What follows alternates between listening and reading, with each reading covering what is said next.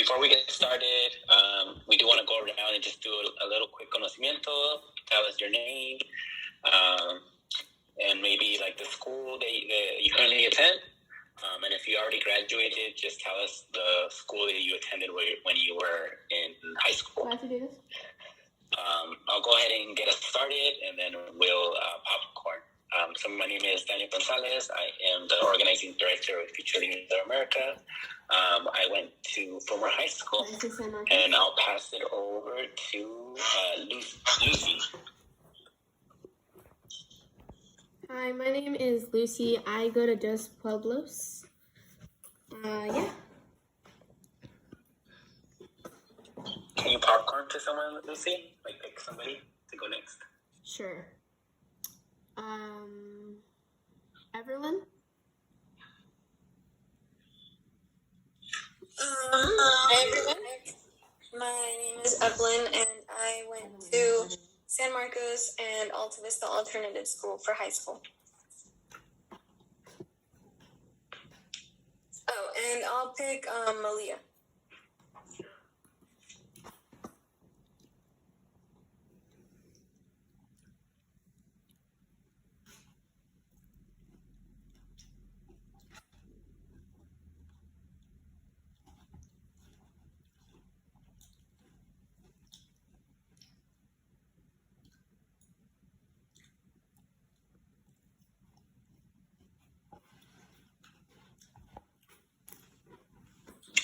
Who was it that you picked, Evelyn? Oh, Malia. Yeah, Malia. But if not Malia, then Angela. Hi, I'm Malia, and I go to Dos Pueblos High School. Do I pick someone now? Yeah. Melissa? Thank you, Malia. Hi, everyone. My name is Melissa Villafuerte, pronoun she, ella, and I'm the Health Equity Policy Associate with FLA. I attended Alisal High School in Salinas, and then I went on to UC Santa Barbara for undergrad. I'll go ahead and pass it on to Angela. Angie? Hi, I'm Angie. I go to San Marcos. I'll pass it on to Luis.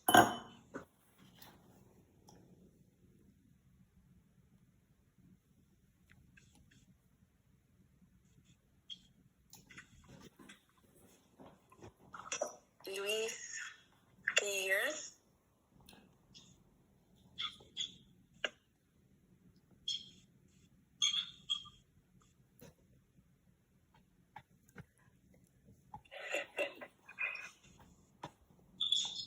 Let's see, we'll move on to Victoria.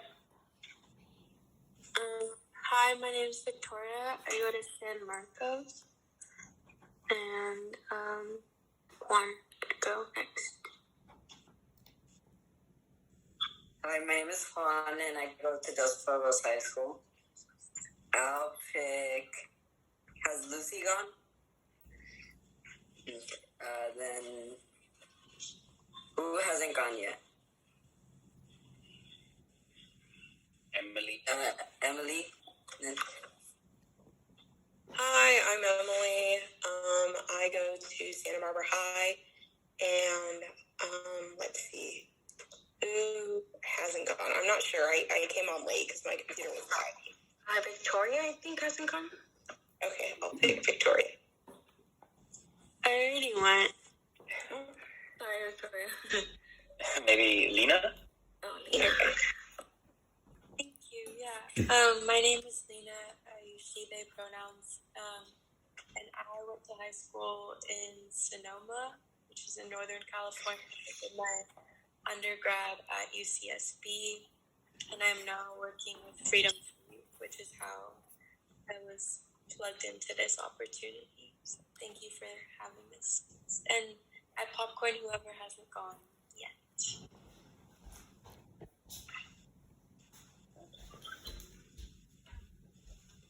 I haven't gone. My name is Layhern. You can call me Lay.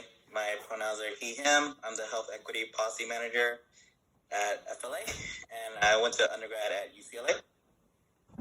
Is anyone else?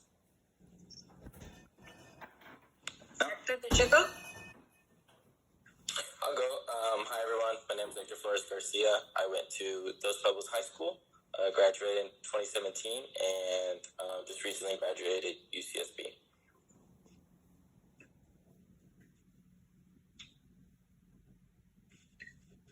All right, y'all. I think that was everybody, unless Luis wants to go. Can you hear me? Yeah. All right, so what's the questions again? Just your name and then the school you attend. My name is Luis, and I go to Santa Barbara High School.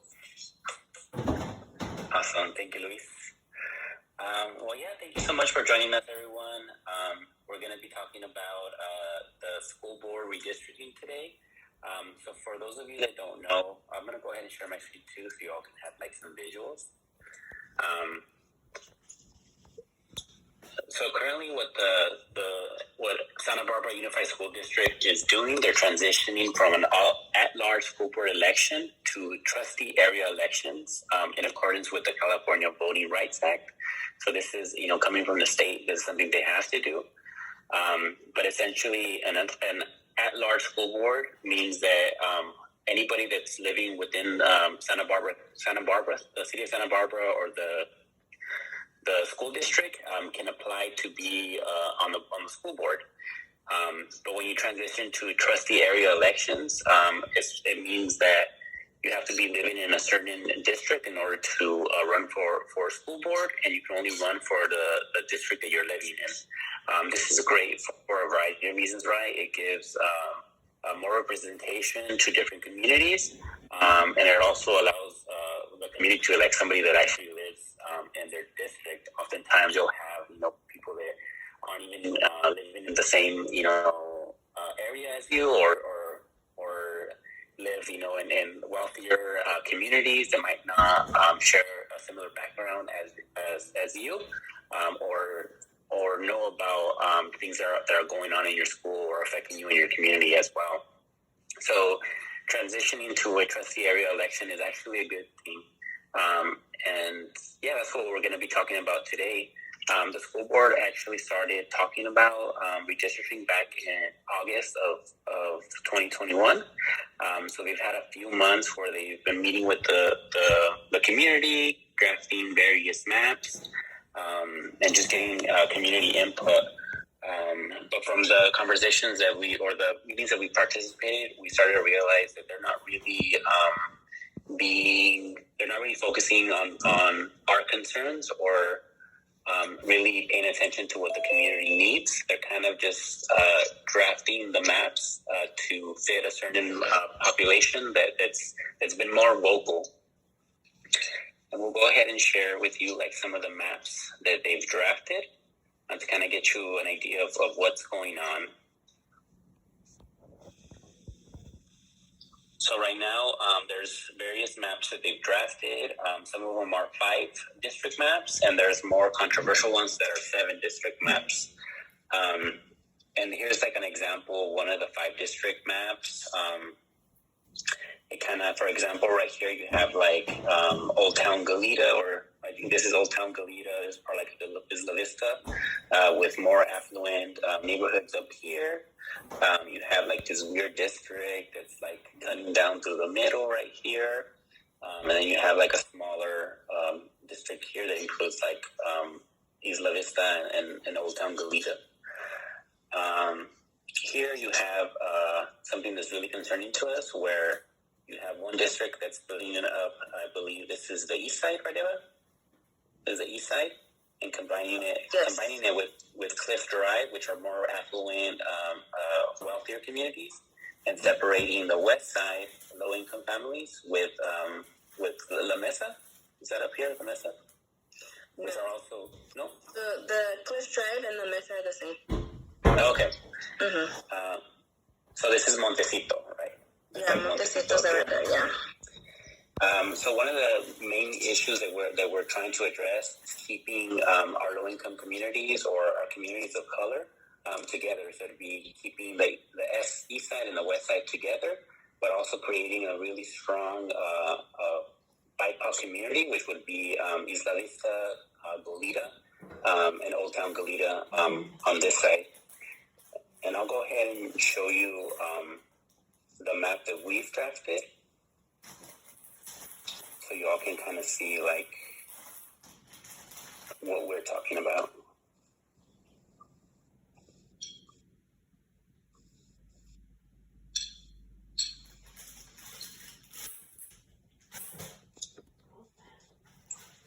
So here's the map that we drafted.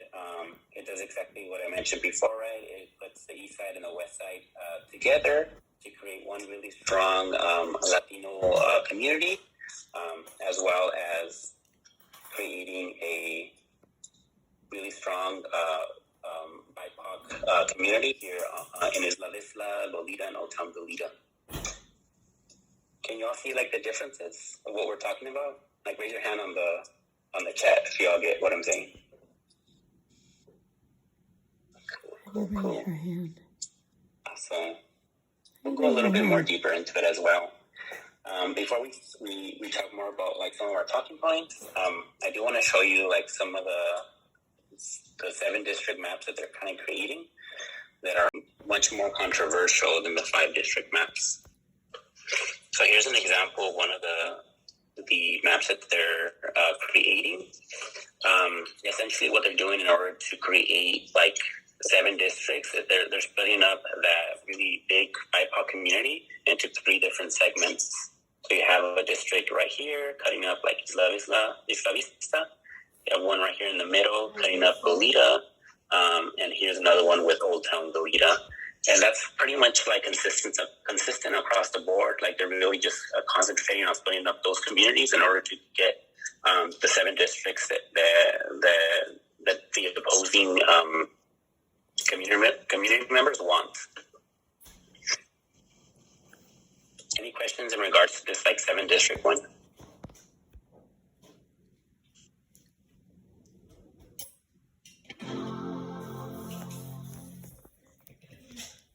All right, awesome. Okay, so what we're gonna do next is we'll go through like some of our talking points, so y'all can get like a clear understanding of like what are the things that we're aiming to achieve, and why like we're opposing like the 7 district maps.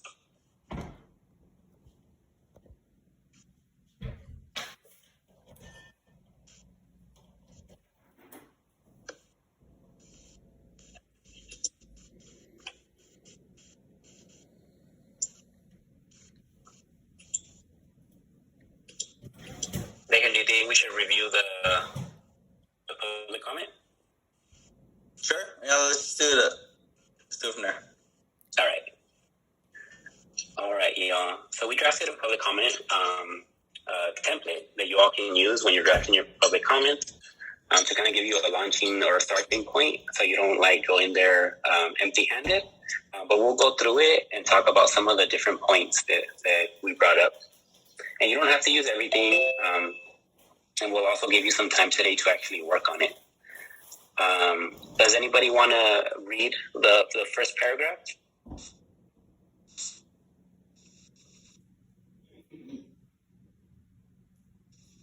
Go ahead, Samar. Hello, my name is Blank, and I am a student from Blank.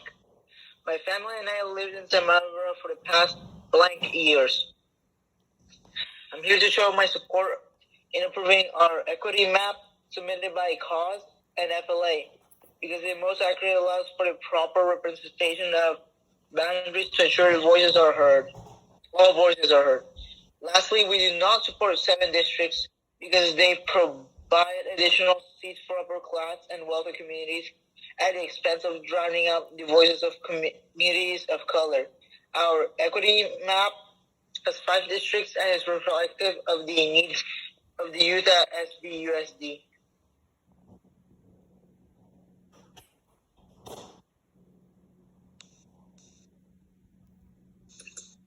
Thank you, Samar. So that's like our beginning paragraph, kind of setting the stage or setting like what we want to talk about, right, in our public comment. But we also drafted a bunch of useful facts that you all can implement it and following a really simple format. So we want you all to like choose some of the facts we listed below and explain why the fact is important to you, important to the issue, and how you think it should be resolved. And then just concluding your public comment with, thanking the school board for listening. And we have a variety of facts that we'll go through right now. Now, the first fact that we have is that the current maps don't reflect the student population it serves. SBUSD is majority Latinx. So if you see the maps that we presented, it does specifically what we said, right? It splits up, those Latinx communities into two, incorporating them into different districts, as well as taking that huge, BIPOC community and splitting it up into either 2 or 3 districts, really diminishing the voice of the Latinx community. It's also, for fact number 2, it's grouping affluent neighborhoods with low-income neighborhoods, would diminish the voices of the protected class and create underrepresentation. So when we talk about the protected class, we're talking about BIPOC communities, low-income communities that usually are disenfranchised or don't have a huge voice. For those of you that might not know, right, Santa Barbara, SBUSD has a large population of undocumented youth, right? Undocumented students. Their parents can't vote for local school board elections, and we know that the majority of students at SBUSD are Latinx, right? So by cutting out the districts in a way that really favors more affluent communities, it's going to further diminish the power or the voting power of the Latinx and the BIPOC community. That's something that we really want to stress. We also, for some of these facts, the main point is going to be bolded and bolded, and then the rest of the sections are just supplemental information that you can use to add to your argument. So for the second one, we added the different scenarios, so you can go in there and check them out. And we also mentioned that many of the proposed scenarios not only divide the east and the west side from each other, but even split up neighborhoods themselves. So really splitting up those neighborhoods. We talk about the east and the west side need to be kept whole and put together into the same district. Scenarios 1, 2, and 3, and 5 would hurt our communities. For example, scenario 1, 2, 2A, and 3 puts the part of West Side low-income immigrant renters with the Mesa neighborhood affluent multi-million-dollar homes and homeowners, as well as the East Side, which are also low-income immigrant renters with the Riviera, who are also affluent white multi-million-dollar homes and homeowners. We also point out that to divide our neighborhoods from each other and put them with wealthier areas like the Riviera and the Mesa would drown out the voices and take away representation. So essentially, this whole comment is a fact that you can use and supplement it with different talking points within that fact. Does anybody want to read fact number 3? Oops.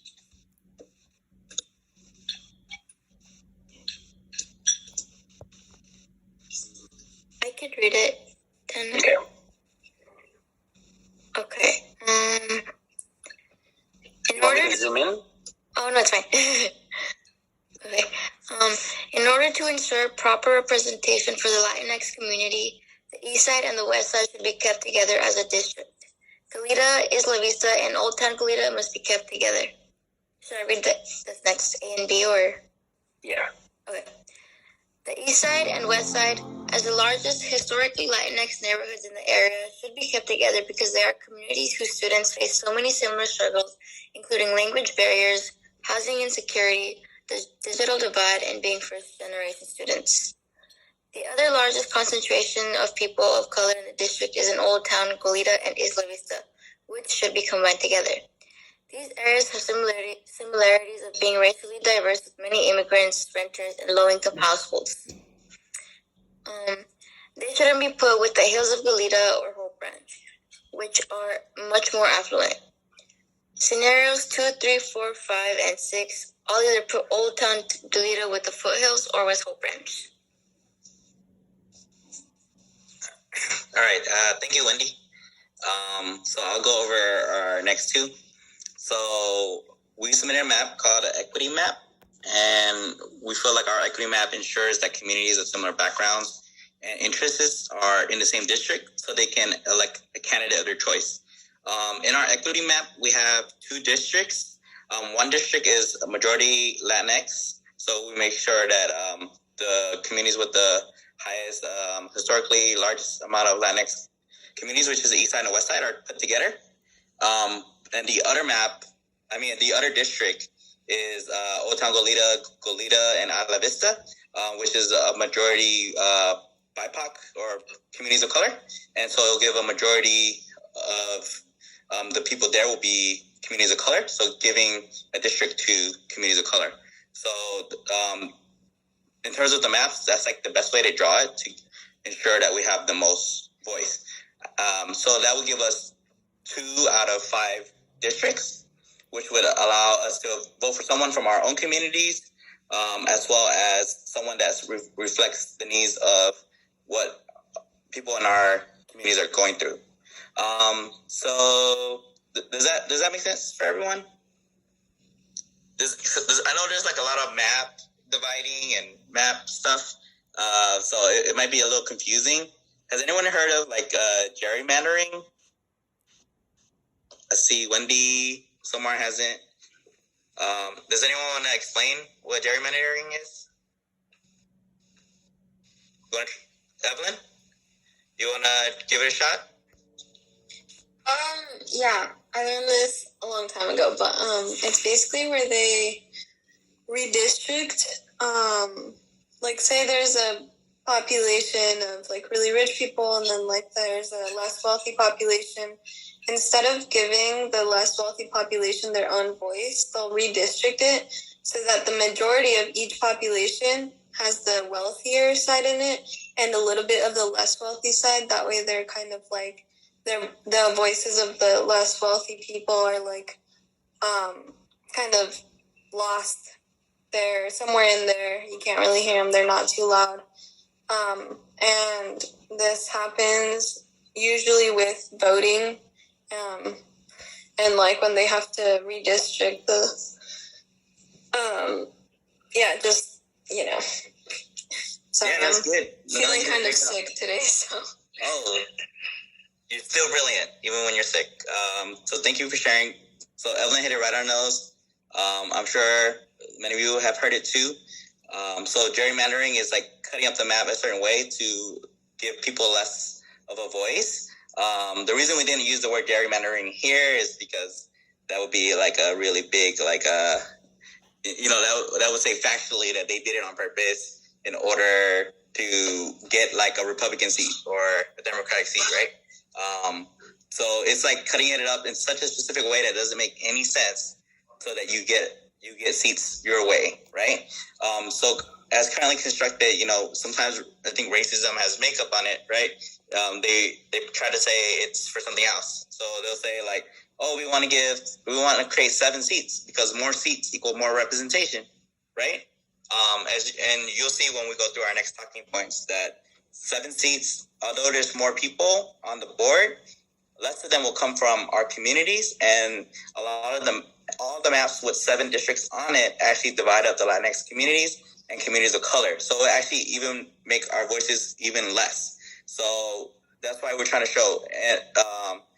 But it's easy for rich affluent people to say like 7 is more, so 7 is better, right? But that's why we have to speak up as communities of color. We have to say something, because right now they're going to try to draw a map that will actually favor more rich affluent people, even though almost 60% of SBUSD is Latinx, right? So we got to let them know that it's not okay. And that's one of the reasons why we wanted to get everyone together.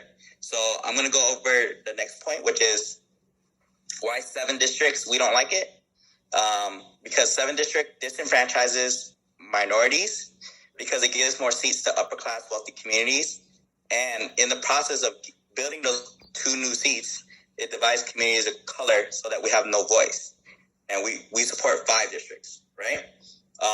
In order to honor the California Voting Rights, which is a policy that protects the voices of the protected class and the Latinx community. Can you hear me? Okay, because my computer is like tripping out.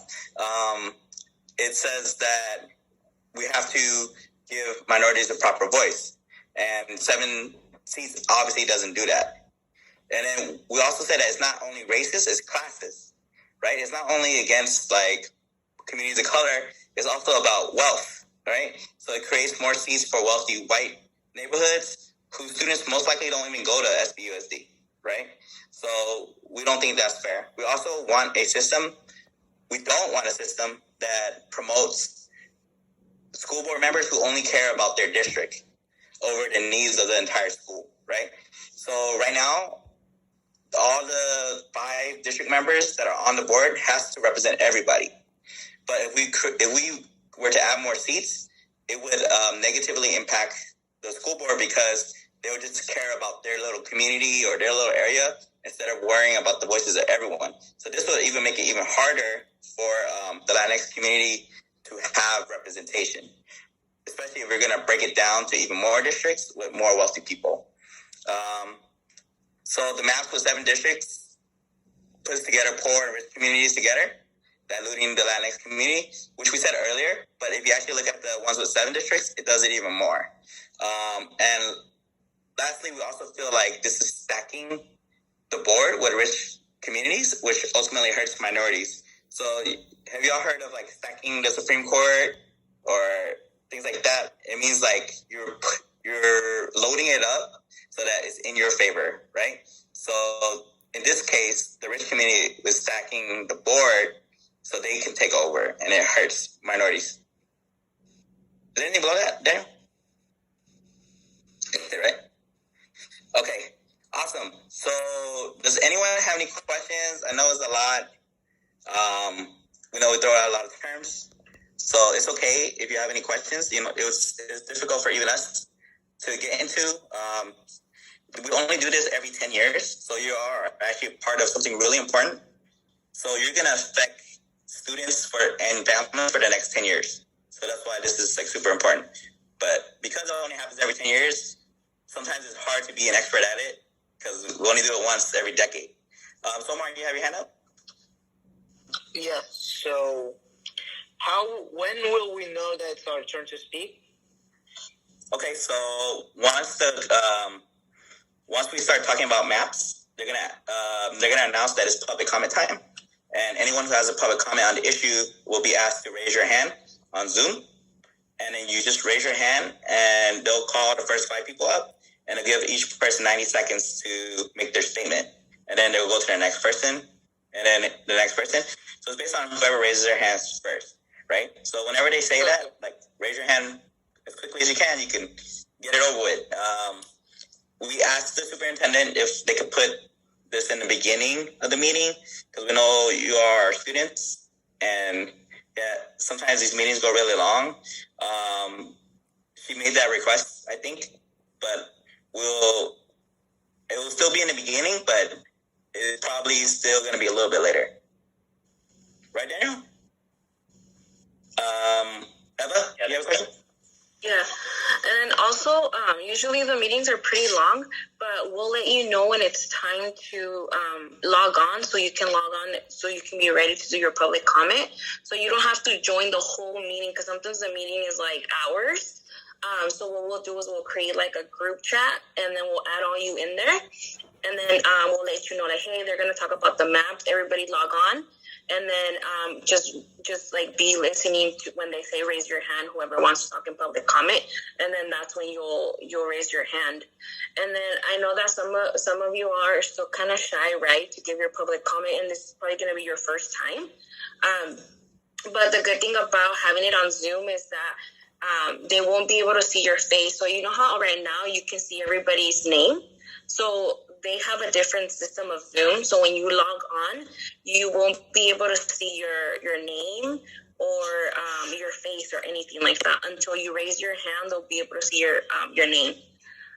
So the only thing they'll hear is your voice. So so they won't be able to even see you on camera or even your name live or anything like that. So if you are shy, it actually helps you a little bit more, right? Because they'll just hear your voice. So I just wanted to put that out there.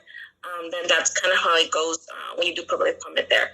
But we really want you to practice your public speaking, but it's also for very an amazing opportunity to voice your concerns. All right. So Martin, do you still have your hand up? No? Okay. No, sorry. It's okay. So quickly, I think Daniel wanted us to break into groups, but I just wanted to ask y'all if you can just quickly summarize, like, what the whole point is. Like, what are we trying to tell the school board? Like, you see this whole page right here? If we were to say it in 3 sentences, what would it be? What are the main takeaways? Anybody want to go? Somar? No? Your hand loves coming up. Does Lucy or Angela want to go?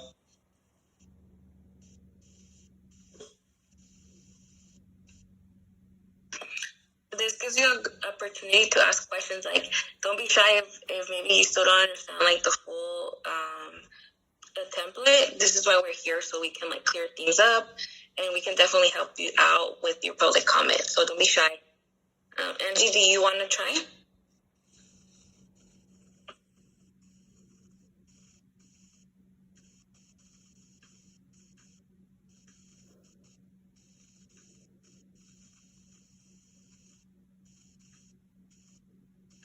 Anybody? Or what we can do also, maybe we can do breakout rooms. That way it's smaller. Like we can be 3 teams, me, you, and Daniel separate, and then we can each have students, and then and Melissa and next door, and then we can kind of help them with their public comment if that works. Yeah. Okay. Yeah. So if you have any questions, you can ask in your breakout. Yeah. I'm gonna go ahead and drop the public comment template on the chat. Feel free to open it, and when you open it, before you make any like adjustments, make yourself a copy. And I'll show you how to do that. You just go to File, you go to Make a Copy, and you can name it like whatever copy, like put your name on it. And then, so I'll go ahead and share it. If it doesn't give you access, feel free to request access.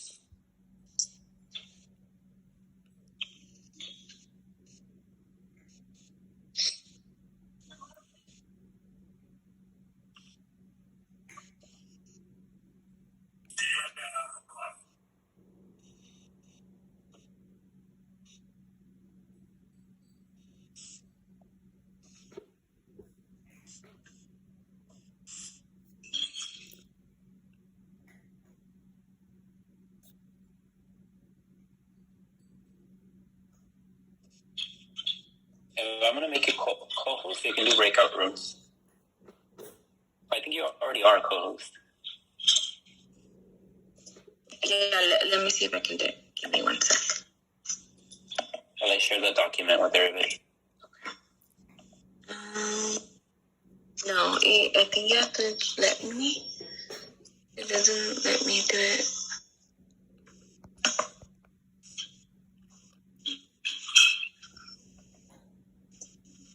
Yeah, it doesn't let me, Daniel. Okay, no worries.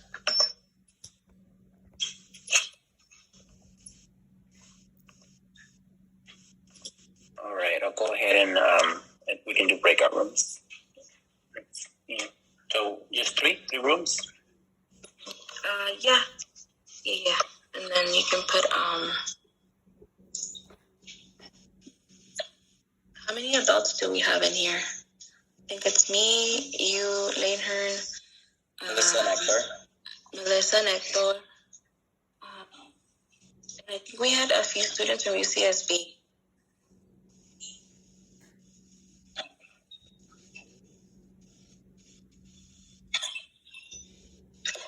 We have a new person, I think, that joined us too. Hi, Greg. Oh, hi. On for my my son Ian. He's a senior at Dos Pueblos. Okay.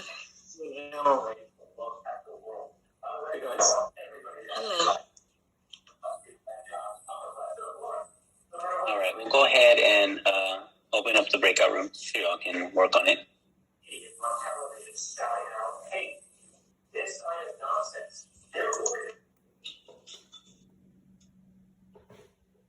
Maya, come here.